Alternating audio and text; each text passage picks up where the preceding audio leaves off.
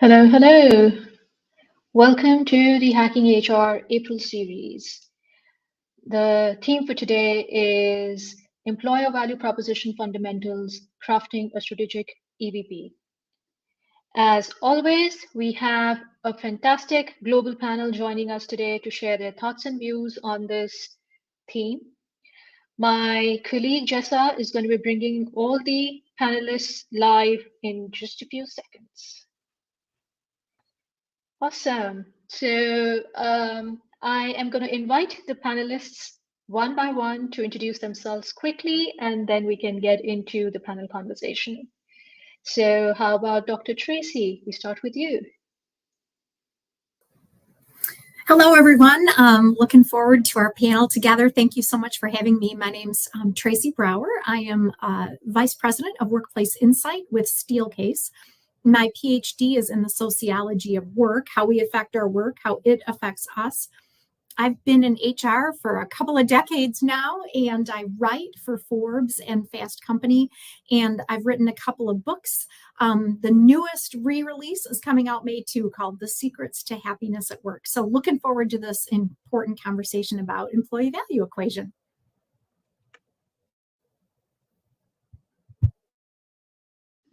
Awesome. Thank you. Over to Sarah. Good morning, everybody. I'm Sarah Jasper. I'm the founder and managing partner of the Talent Lab. Our mission is to work with mid-sized companies, and we work with mid-sized companies in strategy and roadmap for their talent. We work with them on organization design and development, leadership development, and HR transformation into agile HR. So I get to do pretty much exactly the work that I love to do. Like Dr. Brower, I have about 25-year career in human resources, and now I'm really enjoying my time just working one-on-one with companies and coaching clients. So that's a little bit about me. I'm really looking forward to this discussion. I think it's sort of at the heart of everything that we do is that relationship between people and their work. And our mission at the Talent Lab is to make work better. So I'm super excited to be here today. Awesome. Alvin, I hope I pronounced your name correct, or is it Alvin? Over to you.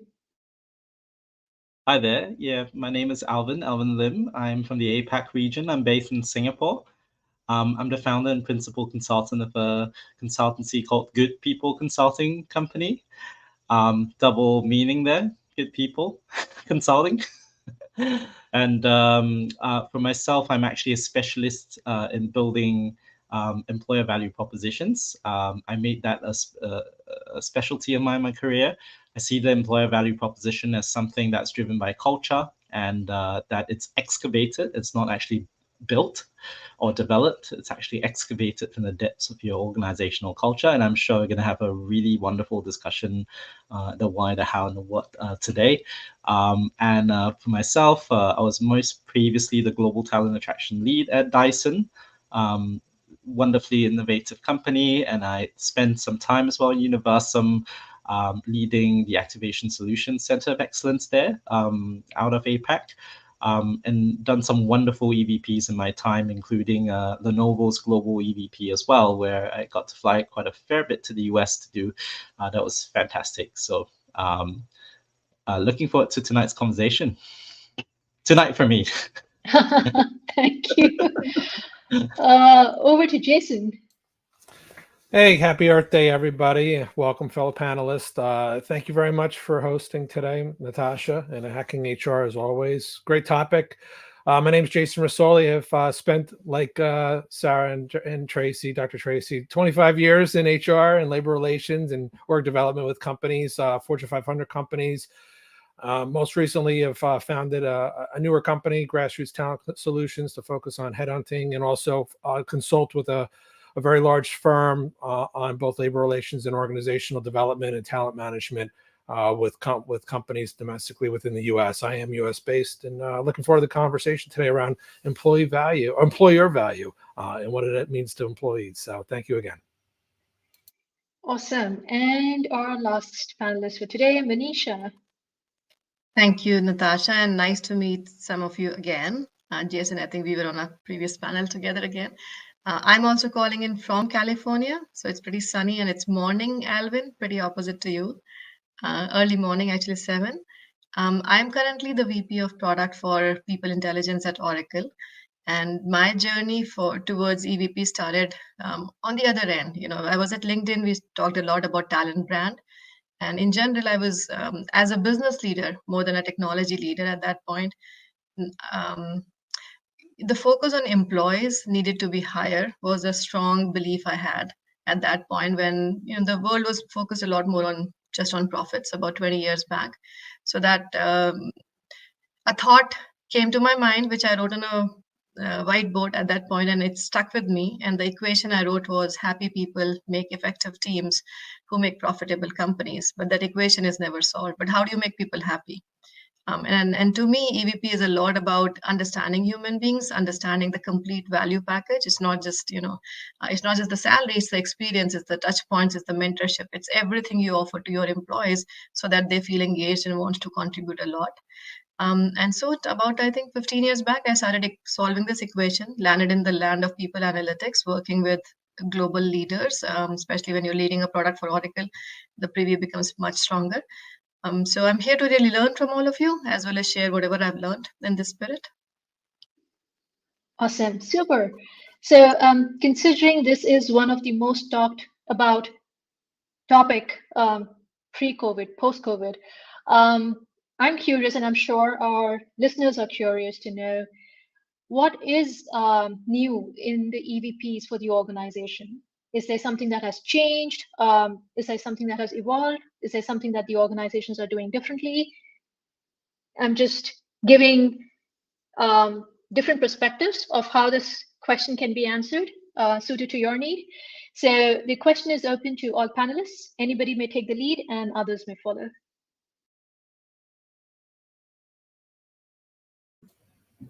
I can step into the water first. I feel like we are in kind of a new day in terms of the level of expectation and the level of demand that employees are making on employers, like demands for attention to well-being, demands for attention to pay transparency, demands for attention to learning and growth to a greater extent than we have been before. So lots of organizations have been doing those and more really well. And what's new and different, I think, is the level of expectation. And we know that kind of the human condition is for reciprocity. When we get, then we want to return. And so there is a tremendous benefit in a really comprehensive employee value package that employers can give to employers, everything from benefits to experiences to workplaces to attention to well-being and mental health. There's so many different solutions there. And when employers provide that great value, then there's the reciprocity that lots of employees are motivated to return. So I think we're in a really interesting place where we think very comprehensively, very expansively, very broadly about what that employee value equation, what that employee value proposition might be. I know we'll get into that later, but that for me is some of what is new and interesting and dynamic today.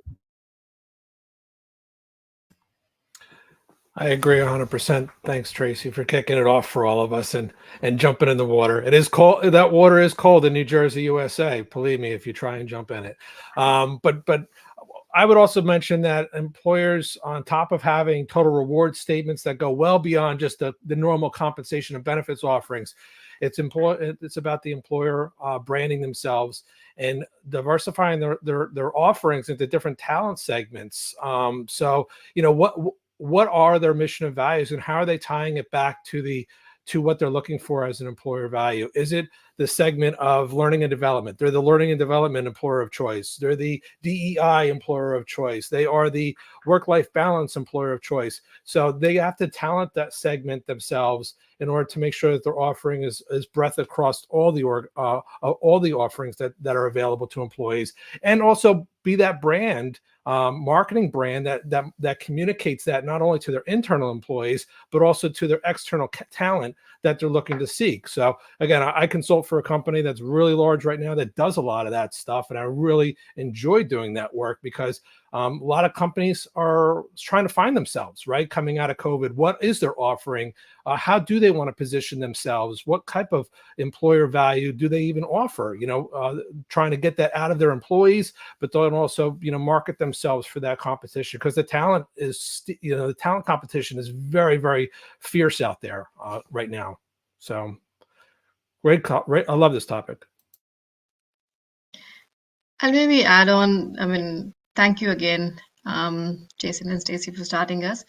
I would add, with COVID, you mentioned that, Natasha, I think it became a level playing field quite a bit, right? So when people could not come to work, suddenly the importance of having people who are performers, who are engaged, who will go out of their way to get work done became very prominent. There's leaders in the world who intuitively understand what leadership is all about. And there's a lot of first-time managers who, need some time, more coaching and training to understand it's not really, you don't become top of the funnel, you actually become bottom of the funnel, because now your job is to enable everybody. And that's not a normal, I would say human intuition in the world we live in. So COVID settled that pretty drastically. It became a level playing field. We started understanding human beings for human beings. It's not like supply chain where a nut is a nut, a bolt is a bolt. Every human is different. So you've got to connect with them at a grassroots individual level, especially if you're managing them. And when you do that, things happen. When they're engaged, you're offering them the right opportunities where they can play at their best. When they are engaged, their interests are engaged, right? So I would say what's changed in the last few years is that awareness that you have to connect at grassroots level. What has also changed is the awareness that opportunities are now available for even an individual, right? There's a gig economy, Uber shows up. So if I don't like what I'm doing at work, there are opportunities for me to find work and still make a good living. So when options are there and awareness is there, the connections became deeper. And I would say the programs that we've been running for a long time have become a little bit more meaningful, because you're not just offering perks for the heck of it. You're offering perks which really resonate with your company, which may be 100% different than my company. So even the bottom line impact has started changing. So we are still working on employee experience on EVPs, but how we think about the investments, how we connect with the employees is really growing the employee base, the individual, as well as the bottom line more, because every investment is a little bit more effective now. So yeah, I'll leave it at there for now. Interesting. Alvin, Sarah? I can go next. Yeah, for me, it's really interesting because I've been on both sides. I've obviously been in the in-house side where, you know, I was building the foundations of an organizational EVP by driving that to things like data-driven talent personas. So who are we trying to attract exactly? You know, who are we trying to retain? Who are we trying to engage with? You know, and you know, building those pieces. You know, that to me, you know, those are building blocks, right, of an EVP, because you're starting to think of an EVP through lenses of talent attraction drivers. So what's really interesting about the EVP, I think, and I bring this from the consulting space as well. 15 years ago, I was a journalist. 10 years ago, I was one of the few people here in APAC who was, you know, we were talking about EVP. We were conscientiously, you know, knocking doors of employers, telling them, you know, what's the difference between culture, EVP, and the employer brand, and that they are three different things altogether, you know, and how do you piece them together then, right? And I think for me, the EVP was only really, you know, it's only really surfaced as a term maybe in the early 2000s or just before. Before that, like, there wasn't really much mention or much literature on it, to be honest. And it started off initially as an employer brand concept, right? So you bring in the unique selling propositions of what your organization offers to its employees or to its future employees, and then you bring it to the table, and then you got something to discuss, right? With your unique selling propositions, stuff like that. And I think some of you have also rightly pointed out that during COVID, it became more important than ever. I'm not too sure if we still remember the term Great Resignation, and you know, we are all kind of fearful about that, and how, you know, we are fearful of other things these days, right? Not so much Great Resignation. I think employers that I'm speaking to, they tend to fear that they're not having enough attrition because people aren't leaving anymore, because it's a very difficult and challenging market at the moment. It's certainly not a market for talent in many dimensions that you look at, right? And what I've seen throughout the years, or at least the last 10 years, specializing in the field of EVP, is that you see this come and go in business cycles.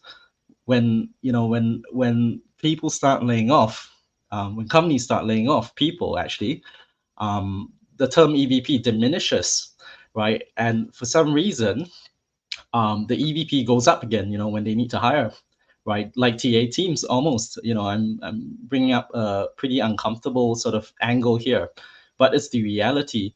And the point I'm driving at is that the EVP ceases then to be just a tool to attract talent.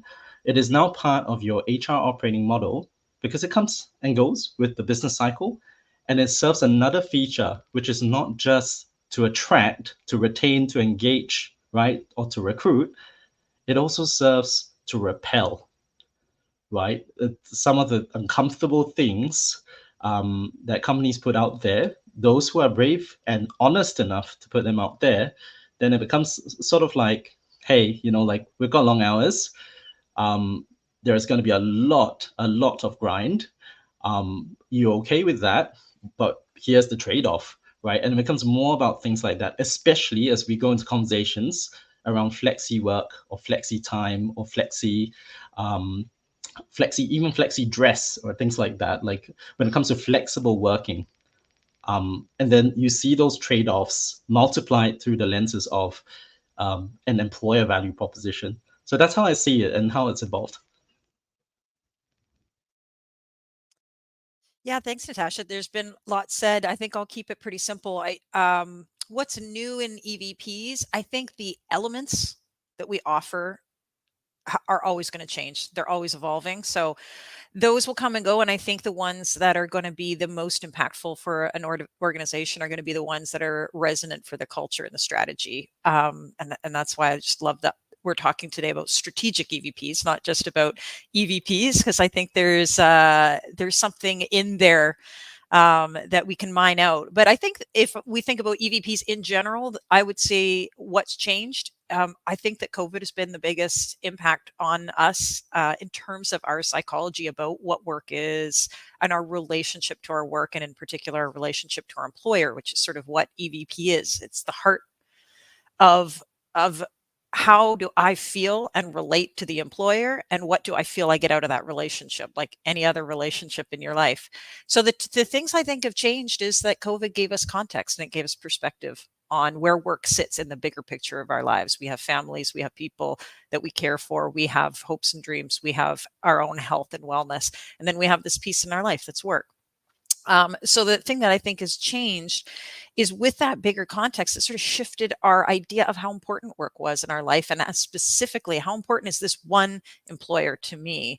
And I think that the two elements that we need to pay attention to is I think people expect more authenticity about the EVP, in the sense of, is what they say I'm going to experience here, is what they say this work is about really what it's about? Because I think we have more information than ever before about organizations before we start there. We haven't always had that because people change careers much less frequently, and there was much less external information we'd get about companies. And the second thing I think that people are looking for is agency in that relationship. So before it was I think Manisha spoke to this, is that the employer might have been in a different power position to employees. And I think with COVID and the Great Resignation that Alvin speaks to, is that it sort of weakened that relationship a little bit in healthy ways, to say that actually this is a relationship of choice. People can choose where they want to go, and employers can choose who they want to have, and we're all we all have agency in this decision about where we work and what kind of work we do and how much effort we give. So I think that has changed fundamentally that relationship between employer and employee, that people are looking for authenticity and they're looking for agency, and they're looking for something that works for them on an individual level. So those would be the things that I would say, like, in the big picture, have shifted. And of course, the things that we offer there's always new and cool things coming along. So those would be my thoughts around it. Great insights from everyone. Thank you. So my follow-up question, as I was hearing everyone's view, is how would a startup look at building their EVP, considering the business strategy that they have, versus an organization which is either already scaled up or they're scaling up? Because I think in both situations or in both contexts, the kind of talent that they would want on board and the kind of people who would be building the organization in these transition phases would be very different. So again, question is open to all panelists. Anybody may take the lead. I think the biggest difference is being a differentiator, right? Benchmarking and knowing your competition, both as a startup, whether or not it's something where you're benchmarking against locally. Maybe you're a plumbing service, right? And you're benchmarking against other plumbers in that area. Or maybe you're an internet startup and you have a niche product as a startup. Are you differentiating yourself from other companies that offer similar niche products as startups? Or maybe you're just getting in with the big boys, as they call it, and you're just a newer company as a startup, versus is benchmarking yourself of what you can offer that they don't offer. What sets you aside? And it's not just your own benefits offerings, but maybe it's your socioeconomic thoughts that you're connecting with your employees.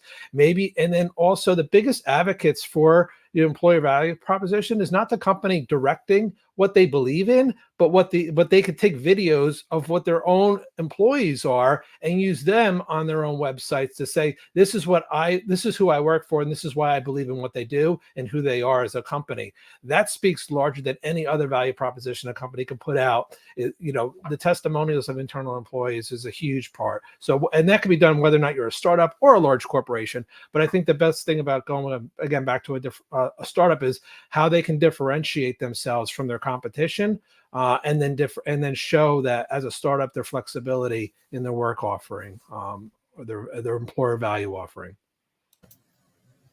Yeah, those are great points, Jason. I feel like another element is just like scale and the comprehensive and varied nature of the offerings. Like, really important parts of an employee value proposition are thinking about personalization, customization. I love your point, Sarah, about agency, right? Like, people want what they want, and different people want really different things. I want pet care benefits. You want leadership development, so the leaders are brilliant. Somebody else wants pay transparency, and somebody else wants affinity groups so that we build community, right? All of those in a comprehensive nature are part of an effective employee proposition and more. And when organizations are small and startup, they may need to add a couple of things here and there, kind of in a more deliberate way. And they may need to be more deliberate as well about kind of measuring and monitoring which of those people really appreciate most.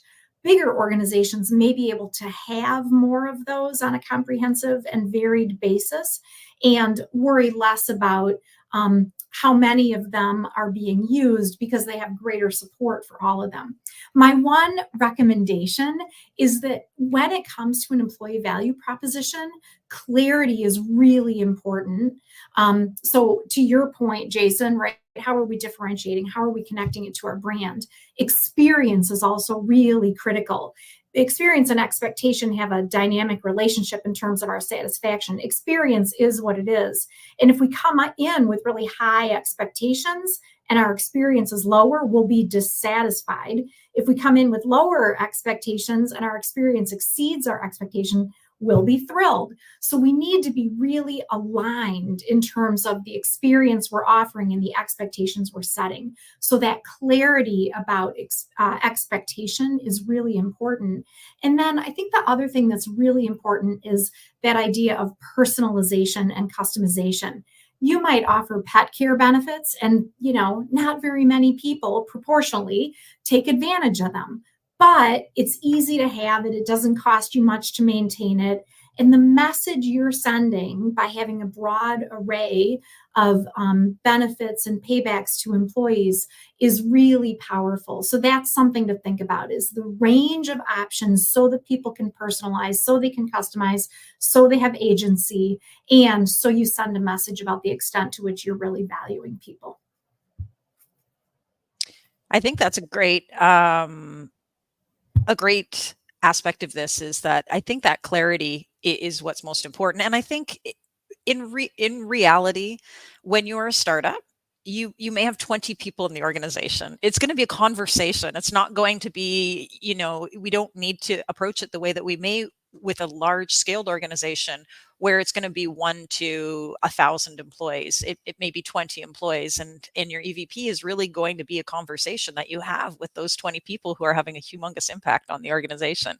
So I think if you have the opportunity to have that be a true dialogue, that's a fantastic opportunity to have when you are starting out small and you are in that startup phase. And the other thing to remember is that as who the employer is changes, then it's going to change the relationship with the people. So it's your EVP when you're a startup and your EVP when you are large and scaled don't have to be the same thing.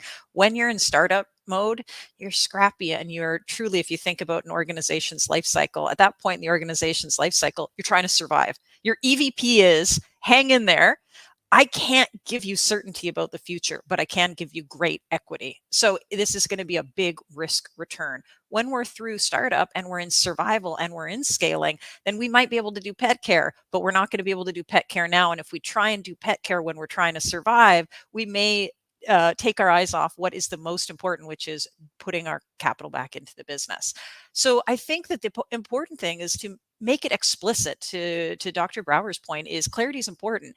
Make explicit what it is that your employee value proposition is at this stage of the organization and why, so that people, again, they can understand. They can say, maybe at my point in my career, we see this a lot in startups, this isn't the right environment for me because certainty is super important to me. I really want to make sure that I can put away enough money for my kids' college education. And that might not be the right environment. And again, I love that idea, Alvin, of your EVP repelling the right people, which is really important, right? That's about agency, is what will I truly get here? What won't I? And it's sort of being authentic about that. So I would say your EVP is going to be really different in the scaling, but what are you going to get great at at this point in your organization for the people who are going to be foundational to its success, and then remembering that you are going to have the freedom to evolve that as your organization evolves in terms of what stage and age it is. And then again, you're going to attract new people and they're going to have an impact on that environment. So you're going to have different people to consider down the road when you're 100 people, 250, all those great milestones. I've been thinking. Oh, okay. You go ahead. Yeah. No, so great question, Natasha. My brain is still like reflecting a lot. So I've been a startup employee, very early stage. I've started a company myself, and now I work for a big company. So both sides of equations as employee and employer. And I would say I think what's very different. I mean, 0 to 1, 1 to 10, 10 to 100, 100 to 1 billion, right? Stages are different. To your point, Sarah. I think all of you made wonderful points. But I would say like playing on our strengths, right? So when you're starting a company, I mean EVP in the end, or any culture in the end is set at the top, right? The tone is set at the top, and if you have right checks and balances, it should permeate your organization. So for a very small company, connection is needed and is affordable, and that is the EVP. Right? Like, so what you offer is a little bit more on the intrinsic side. You attract different types of people. I would join it, I mean, when I'm young, a different kind of a company, because what I'm looking for is not necessarily extrinsic motivation. It's okay if money is led, but equity is high, hope is high, growth is high, work quality is high, access to board members is high. And you play on that. When it's a larger company, then obviously you have more money. The scale and I think one of you, maybe Dr. Tracy, you said that like clarity is important, right? So people want what they want, and they want a plethora of things. So in startups also, if you have 20 people, they will all want slightly different things. But via deeper connection, I can understand you need to leave at 5, you have a wife who's pregnant, you need to work crazy hours because you're trying to be the spokesperson in the next conference center, whatever it might be. I need to really go crazy in this new area because I want to do a PhD, whatever it might be. I have the luxury and I can afford to understand each and every individual, and I can offer them that through the quality of work I offer. Versus in a larger company, scale comes with sometimes money and investments. So now the perks can start playing, and the kind of people you will attract will be different, could be different. Um, uh, but the same level of flexibility, customizability can still be offered at I mean, you can't afford to have a conversation with all 160,000 employees at Oracle, but I have to now automate that through processes by surveys, what perks are really resonating with a constant eye on analytics, which is what I do for a living. What is resonating, what is converting into engagement, what is converting into right investments, what is converting into performance in retention. Those things become much more important to be done programmatically than you could have done in startups at an individual level. And I have to say, Alvin, I'm going to take away your EVP can also be used to what did you say, like repel the right people or maybe attract the right people. Beautiful way of saying that self-select yourself into the company as well as self-select yourself in finding the right employees that work to strengthen your EVP, no matter which stage, 0 to 1, 110, 100 or $1 billion you're playing with.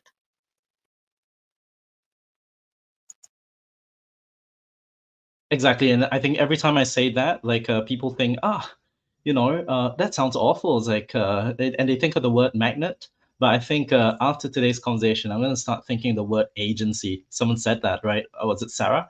And that's perfect way of describing it, because it gives both the employer and the future potential employee agency in that, power relation and balance that usually tilts towards the employer, right? In most situations. And I think that that's an elegant way of saying it. For me, I think I know hacking HR hours are usually very short, so I'm just going to zoom straight into the similarities and differences, I think, between a startup and big enterprise. To be honest, I think there was a keyword in there that someone mentioned. All great points, by the way. I think the one that I really picked out was a living, breathing document, right? And document is the worst way to treat your EVP. Like it's going to be like gathering dust somewhere in someone's drawer until someone's handover, right? And it's not the right way it should be, right? It should be integrated with the HR operating model. And I think the main reason why most companies, whether startup or enterprise, build EVPs is an over focus on hiring outcomes. The most common ask for an EVP that I've always seen usually comes from TA, talent acquisition, not meeting tactical objectives, which to me, I think is an awful reason to start an EVP project, right? An EVP project is an intentional instrument. It's linked directly to the people plan, to the HR operating model. Keep saying this, right? And I think what is similar as well is that leaders need to be seen visibly believing in it and leading the way. Otherwise, how can you then rely on a few sort of conjured up taglines or strap lines, right, to galvanize your employees and future employees to join? It doesn't make sense. So I think the leaders need to be front, left, center of it, right as well. And I think a data-driven EVP is that cornerstone, and that's what makes it a North Star in an organization. I think it's a Venn, like it's got to have steer, which is where our leaders are taking us. It's got to have perception, which is what external talent think about us. And the most important thing, I think, which we don't always get right, and we'll come to that in the differences, is experience. What our employees actually say is like working here.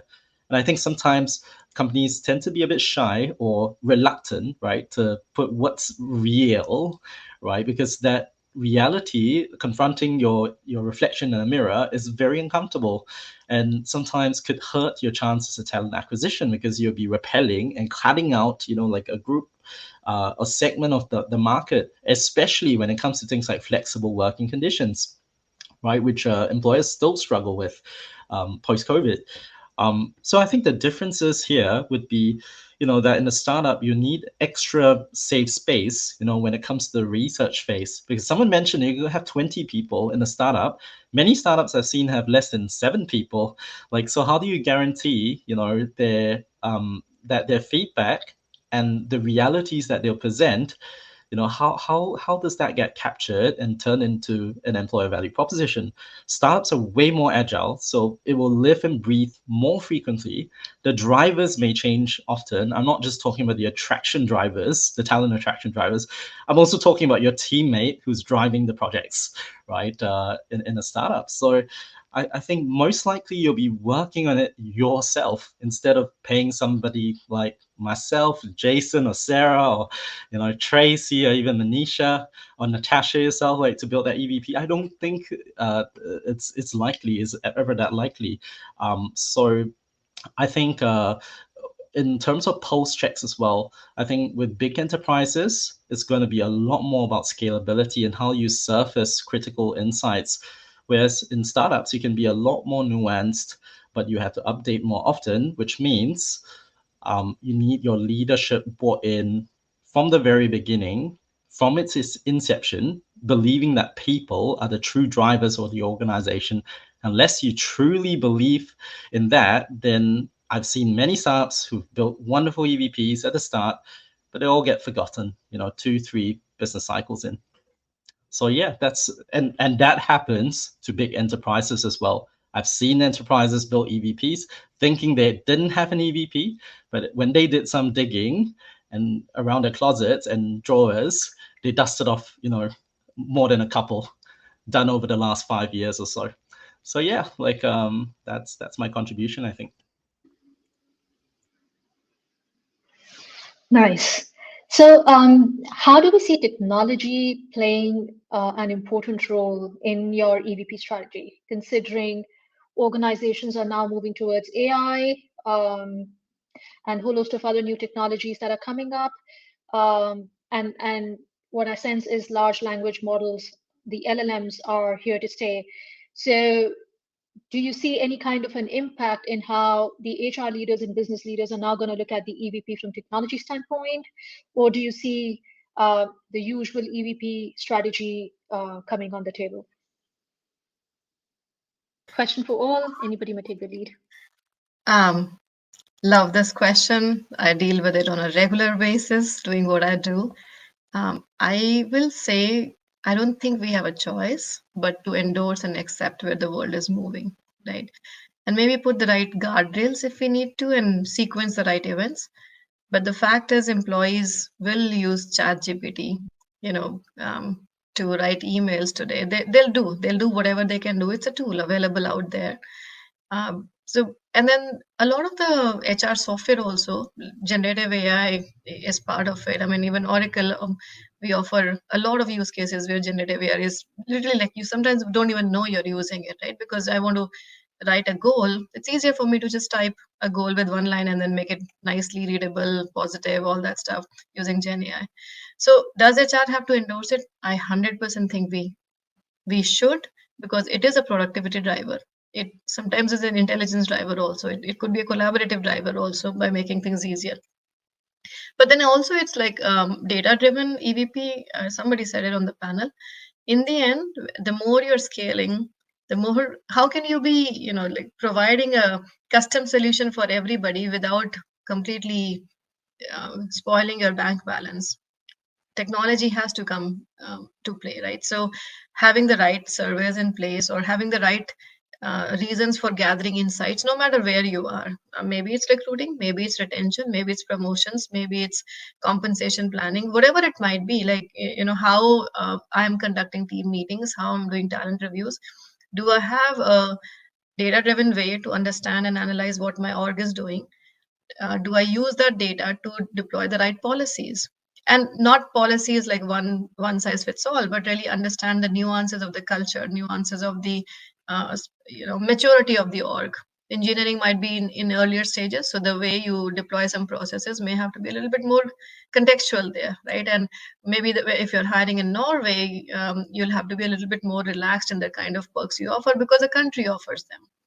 So two things I would say, definitely we have to embrace. And the more we get deeper about our understanding of LLMs, the easier it's going to be for us to guide organizations, right? So don't use ChatGPT to write your goals like blindly, because everybody cannot have the exact same goal. And the moment I see the word profound, and there's like 2-3 words, I think ChatGPT just lives. The efficacy of this, the profoundness of this, are like, yeah, you use ChatGPT. I get it, because we don't use those words in a day-to-day language, right? But like, I mean, no, people will use it. Maybe train everybody. I see Hacking HR has some training coming up. Train everybody to understand the basics of it, right? Understand hallucination exists. So you only ask a question from technology and they can answer very intelligently, but the bound of their intelligence. So there will be an answer. If you asked any LLM model a question, there's always an answer. But only humans sometimes can understand if it is a fake answer or a real answer. And that requires training, because the words are amazing, beautiful, big words, right? Maybe meaningless, but they read well. So understand, like for any kind of textual interpretation where NLP was, or natural language processing was playing, LLP is now becoming a conduit to it.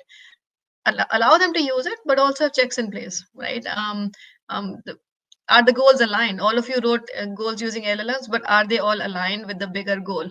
Do I have an analytics, which may not be LLM, but do I have real analytics to say the sentiments across the goals are confined?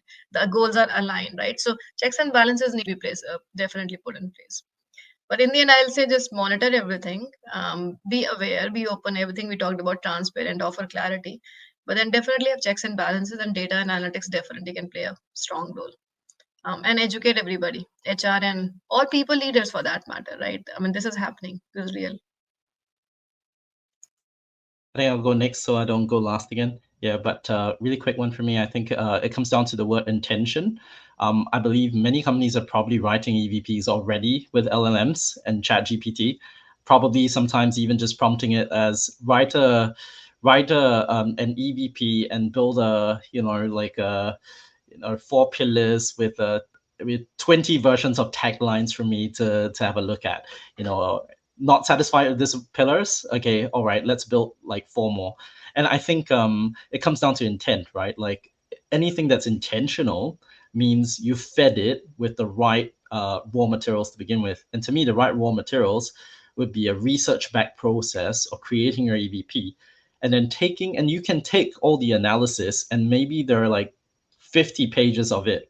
You can feed it to an LLM and you can get it to do some sentiment analysis for you, right? But the process of collecting that raw information and that data, that still needs to be there. And how it's being done, I don't think ChatGPT can jump out of its supercomputer to do it for us, right? And it's still very much why we're people practitioners in the people function, because we care. Simple. And yeah, I think that's my contribution there. So we'll go counterclockwise, I guess. So, in fairness, and so yeah, I'm all about AI and using technology from the standpoint of making sure you're collecting the appropriate data and using those technologies in order to analyze those data, come up with predictive analysis, possibly utilizing that data as it fits into an EVP. I think yes, of course, data helps formulate EVPs, right? Because your EVP is a living document. All right, it's not just a document you put on the shelf. It's going to evolve. COVID made EVPs dramatically evolve, right? So there's things that go on. Even just industry and product changes make things evolve. I think the bigger point is not necessarily how you utilize AI and the benefits of AI when developing and refining your EVPs. It's just like Alvin just said. It's having the EVP. It's believing and utilizing your EVP, because if you don't, what happens? You fall into the parameters of dissatisfaction and disengaged employees leads to resulting in turnover, or maybe even worse. I mean, representation by third parties in the U.S., right? So entering unions. So that's everyone doesn't want to talk about that, but that is a true thing. That if what's the best way to prevent third party representation through union organizing? It's having a good EVP that people believe in, that their employees know what their employer through pro-employer advocacy, that they can trust in their employers, that they see the benefit of their employers and don't need the outside representation of others in order to get the satisfaction in their job. So again, but you need analysis, you need that data analysis. And of course, AI and technology nowadays makes that all the more easier. So of course we should be utilizing it.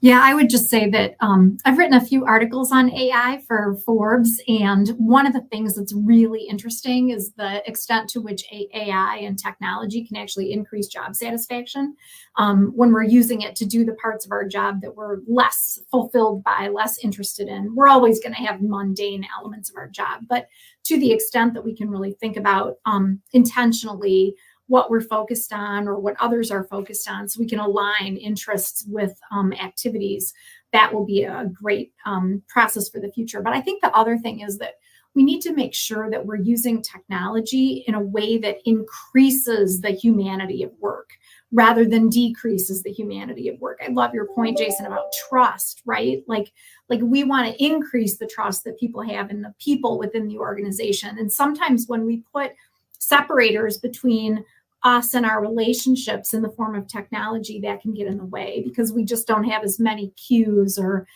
signals from each other at kind of that human level. So I think we can think about what are the elements of friction? How do we remove friction using technology? What are the ways that technology can make people's jobs more interesting, more enjoyable? And I think the other fundamental thing that's going on from a human perspective is that AI and tech is going to redefine the way that we think about our identity and the value we bring to our work. And we've been really clear about all the things that work won't be. We have not yet been clear about all the things work will be as we march forward. And so to the extent that the employee value proposition reinforces the value people bring, gives options, gives ways of working, gives development options, gives growth options, gives great leadership options. To the extent our employee value proposition offers those, we reinforce the way that we value people. And that's going to be critical because in a tech facilitated, in an AI facilitated world, we're going to be thinking about what is that I bring uniquely? What are the human elements that I uniquely am contributing? And when organizations are able to validate and value that in employees, they'll enhance the employee experience, good for people, and they'll enhance all that comes from it in terms of the business attraction, retention, discretionary effort, all of that good stuff. So I think to the extent that we can use technology to make work more human and humane, that's going to be the sweet spot.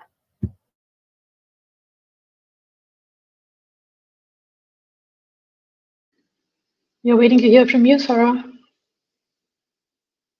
You're on mute. Sorry about that. I was just No saying, I think worries. my colleagues we've mined it, unless I'm happy to move forward to another question. I think they were just great responses, lots of considerations around how technology is playing into it. Great. So as we inch closer to the end of this panel conversation, my last question to all of you. We heard in the panel conversations about data, technology, how the human side of the strategic intervention happens for the EVPs. I think what all of us would want to know is what kind of data metrics does the business leadership and the HR leadership look at to say that, yes, we are moving in the right direction? I'm not saying that it's the perfect direction because everything evolves with dynamism. But then there is a measure to say, hey, this is what we should be looking forward to, or this is what we should adapt, or this is what we should be continually improving. A lot of organizations look at NPS as the benchmark, but I think with time, even the data elements have changed and data metrics have changed in terms of how it can become more holistic when they're looking at the strategy. So this is on data and EVP, how to measure EVP more effectively.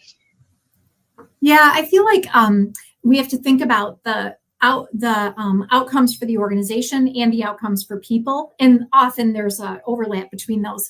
I'm working with one organization, and they are doing this really cool enhanced approach to mentorship, and they're measuring in their annual surveys, they're measuring promotion, retention, and satisfaction. Like, if people are engaged as a mentor or a mentee, is the needle moving on any of those things? So those are really great things to measure. The idea of engagement is brilliant to measure.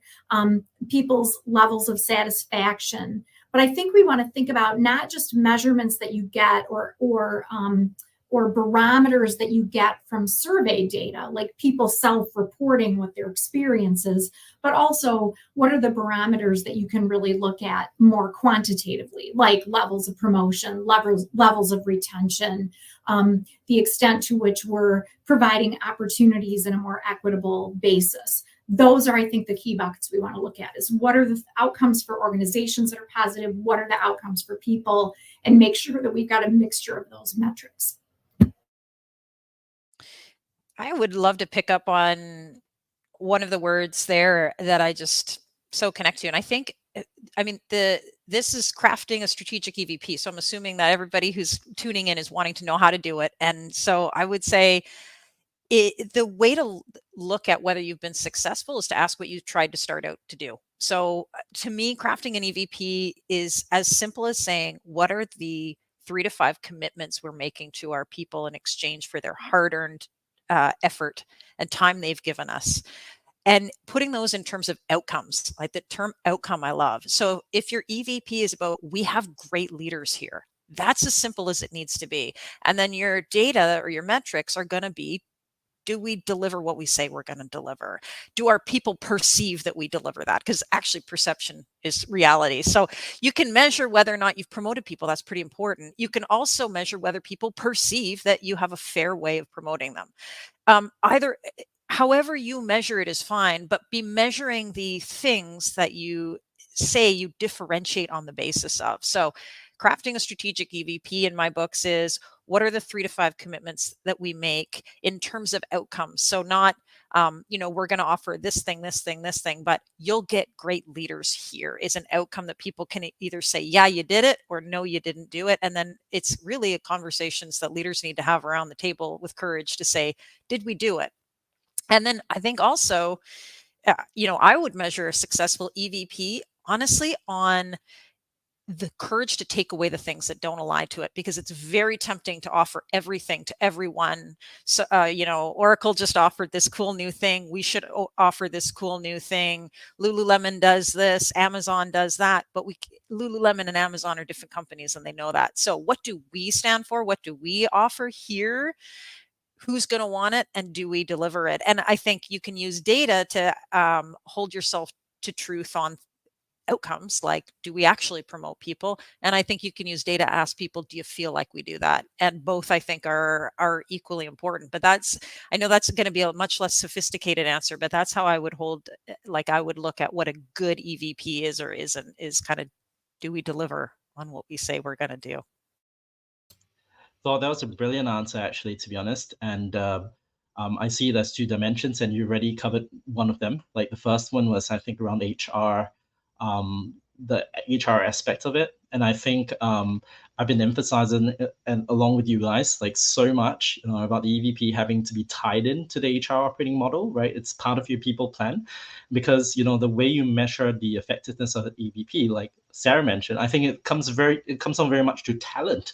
So things like the employee recognition, employee feedback, L&D, employee wellness, right? Things like that, and how that ties back into the EVP. That's those specific tenets of the things that you've decided to focus on as part of your people plan. So if the EVP is not part of your people plan, then how then would you be able to measure these things, because they were not your priorities to begin with in the first place in the year. So I think that's one dimension to look at it from the HR perspective, and it has to begin with it directly rooted in your people plan. The second dimension, I think you mentioned, Natasha, was the business leaders, right? Like, what value does this bring to the business? And I think that for HR to have a seat at the table, we need to bring value that business leaders can see in terms of measuring productivity, which is an even bigger question these days, post-COVID, especially with flexible working. A lot of employers are still thinking that just because I can't see my employee working, well, he or she must not be working then. Right? And I think, and you got companies doing things like measuring keystrokes and things like that, and how long they take for toilet breaks remotely, and that's ridiculous, right? And I think this shouldn't just be the job of an economist or the finance team, right? When it comes to measuring productivity, I don't think, obviously this could be a much bigger conversation, but I don't think it's too reductionist to say that instead of a simple kind of like input output spectrum, like time and investment to complete the task versus the value of the task, maybe we could be measuring something like work satisfaction versus customer satisfaction instead. Maybe one way of framing it, for a future discussion, maybe.